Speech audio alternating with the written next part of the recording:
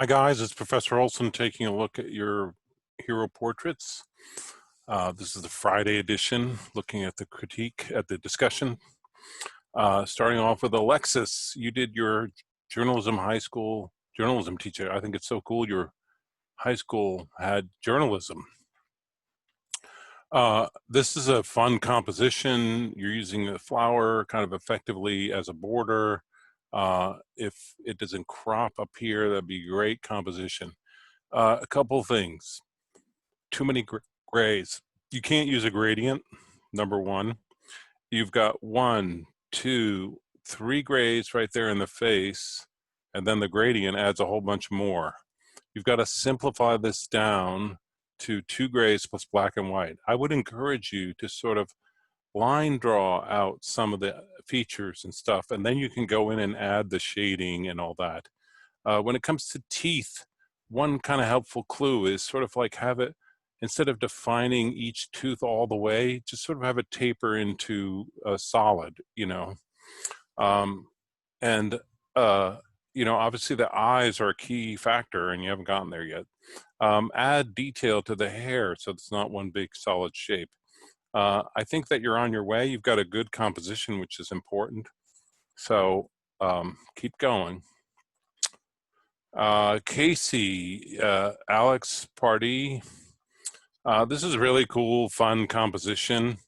I'm not sure I would leave the word Sharpie in there. This is articulated really well, but maybe not. I don't know. I would try it without. You could move all these Sharpies to another layer and turn the layer off just to see. A couple of things. So you're using line work really pretty effectively. And if you look at this line work is actually functioning as a shadow, you know? So I would add some more shadow under the nose a little bit, in the ear, just using that light gray, probably a couple places. Take your dark gray. I think your dark gray could be a little darker than what it is right now. And you could use texture on the beard, maybe on the hat. Right now, because the word Sharpie is a logo and it's like the only thing written in this whole thing, it sort of jumps out. That's why I say that. But this is an awesome composition, a lot of fun, and I'd love to see where you go with this. All right. Kangua, you're doing your daughter. This is a wonderful image of her. You're sort of struggling a little bit with cohesive style here. Some of these shapes feel very sharp, and I would think you'd want to sort of soften them up a bit, as you have under the eye with this highlight. I would go through and sort of make sure that all this shadow work is very intentional, that you're not just leaving sort of jagged things there. But this is really good use of light and shadow so far. You might put a little highlight in the eyes and see how that looks. I would finish this off a little smoother, maybe. It feels kind of arbitrary, the way this super straight line to a point and then this nice curve here. I would like maybe curve it all out. And then you can maybe tuck the type in a little closer. The heart, this looks like a chopstick hairstyle. Maybe a little more detail in the hair. The heart is sort of blending into this shape, so if you want it to stand out, you'd have to separate it somehow. But really, really a great start to this. All right. Jabria, Tim Burton, great idea for a hero. I can see you're going to run into trouble already trying to render his beard. And you know, when people have sunglasses, I always feel like it's a bit of a cop-out because you want to see their eyes. Clearly his hair, you've picked something that has a lot of this fine detail in it. And you have to figure out the visual language that simplifies that detail into a cohesive structure. The other thing is, right now, it's just a floating head. How are you going to bring this to life as your own composition, your own, yeah, all right, so you're working in Procreate. It's great to do, what I would suggest is do detailed line work in Procreate and bring it into Illustrator, not Photoshop, And then you're going to add your grays and stuff. So, I mean, I don't know, I can't remember if you have to go to Photoshop in between, but I would just use Procreate to sort of work on detailed line work, and then add your gray tones in Illustrator. And make sure you're only using flat grays, 2 grays, black and white. Amanda, this is great. Hank Green, it looks like him. There's a cohesive style, more or less. The type feels very kind of school bookish, not quite like him, but typography's next month. I would take sort of your dark gray and maybe add a little shadow to the upper lip so that it defines a little better, because I think he does have more of a lip than that. But other than that, I think this is a great start. If you really wanted to put these in perspective, that would be fun. But that's challenging. So great job. All right. Anisha, so this is your dad. Right now, it looks as if you've taken a photo and just converted it into grayscale in Illustrator. I want you to actually illustrate something. So number one, you've got a composition that's kind of creative here. So focus in on his head and face. He's got this check shirt on. There's no way you're going to render all that check shirt in Illustrator. So just focus on his face. You want to be able to see his eyes. You've got way too many grays. So what you want to be doing is pen tooling out the shapes that you're going to use and drawing them, not necessarily just converting a photo. So make sure you're doing that. There's a lot of craftsmanship work that has to go into this still, but I think if you crop off his head from the shirt and then make that bigger, more of the focus, that would be good. You've got this sort of cartoon chef's hat. It doesn't really fit with anything else and sort of floating there, knife and fork.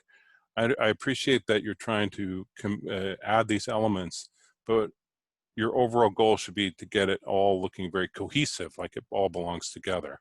Right now, this grayscale portrait does not meet the requirements for the assignment. Too many grays, and it's not an intentional drawn out image. It's just really more of an auto trace. All right, Kay Young,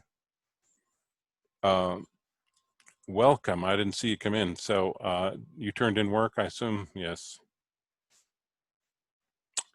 There it is. Were you present when I gave the review of your work?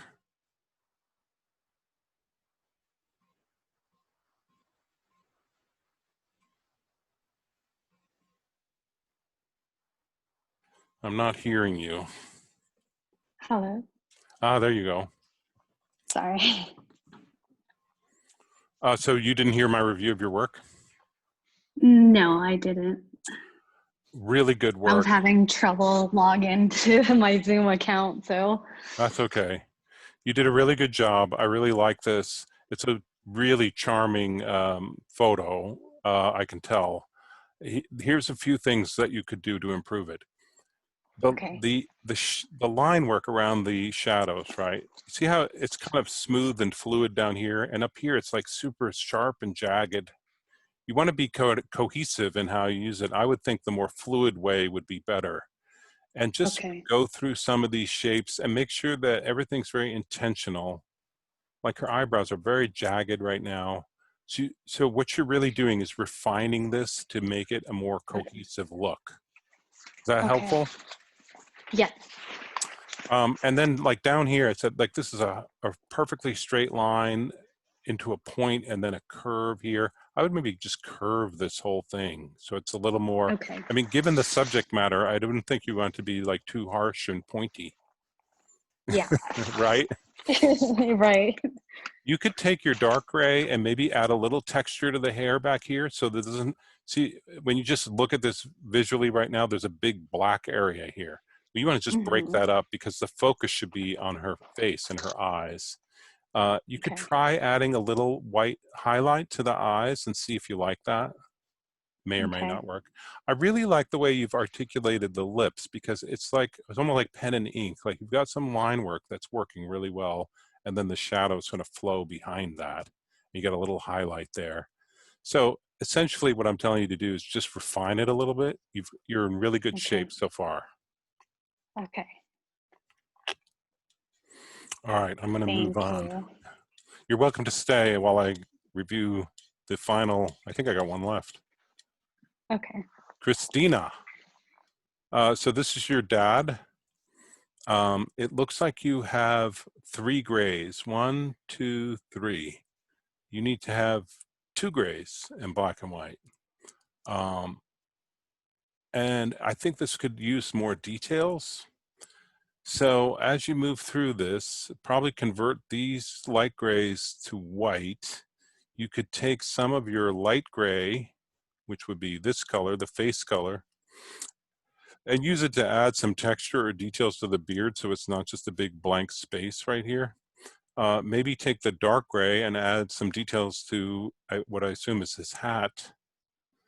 The circles, I would be very custom with the line work. So some of these feel really thin, like there's nothing else that thin in there. You want to tie it into your illustration more. So see if you can do that. All right, Letitia, this is your husband. It's sort of a really looking up his nose photo. This can work. What you want to do though is make sure that you've got a composition that works for a t-shirt, more freestanding. I don't know that you want to articulate parts of the shape of the graphic shirt. You know, focus more on the head. So right now you've got a light gray. This looks like some opacity thing going on. There's a lot of fragmented artifacts from the photo. This is really not worked out in terms of 2 grays plus black and white. It looks like you've got some blue in there too. So you've got a lot of work to do to get this right in terms of the number of grays. And here's the thing, if you don't have the right number of grays in your illustration, the color relationships will all be wrong. They'll just come out wrong. It'll be a nightmare. So the key is to get the grayscale right. 2 grays plus black and white. And maybe add elements to the background. Maybe there's a containing shape that holds his head, like an oval or something like that. So think through what your overall concept's going to be, Letitia. Hannah, this is a wonderful quote from Angela Davis. This is a great composition and really fun. The font choice is perfect for her. So I would just say kind of what I was just saying to Kayang, be more intentional with these shapes. Some of them just feel like they picked up fragments from the photo. Define the lips. There might be a highlight down here, more the shadow on the upper lip, some defining line in the middle, maybe more articulation on the nostril or something like that. Refine this, make it all your own. Right now it feels kind of clunky and jaggy and like you're picking up a lot from the photo. Now the hair is an element in the design that's working really well. Normally I'd say add some texture to that hair, and this looks like her earrings just basically poking out. Maybe define those all the way. They're kind of a key element with her. So, but you're off to a really good start. And you have too many grays. Let's see. Okay, so Christine, this is Ronda Rousey. I've seen her before. Concept-wise, you've got an interesting style started. I think that you need to refine it also a little more. Some of the details and stuff. Maybe her head is busting out of this shape. Maybe there's a pattern brush you use for elements around the edges and stuff like that. So consider how you finish it off in terms of a concept. It feels a little ill-defined around the neck and shoulder here right now. So a little more work to do, obviously, but you do have a good foundation. All right. So that's it. I am going to provide, just as an example, Omar Martinez did a demo in the campus class. It's a long demo, but I'm going to post the video here in the discussion so you guys can look at that and reference it if you want. But a lot of you are making some good progress, so it's good to see. I can't wait to see what you do. I know this is a long weekend, so I hope you get a chance to relax. Let me know if you need any extra help.